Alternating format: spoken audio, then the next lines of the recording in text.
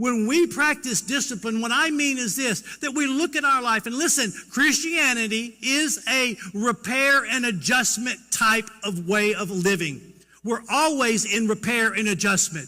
But in order to repair and adjust and get back on track, we have to be honest with ourselves. We have to be humble to the truth that looks at ourselves in the mirror and says, you're going the wrong direction. You are connected to things that you're connected to that you shouldn't be, and you're disconnected from areas of your life where you need to be connected. And through discipline, I'm going to swap that out because God blesses the discipline.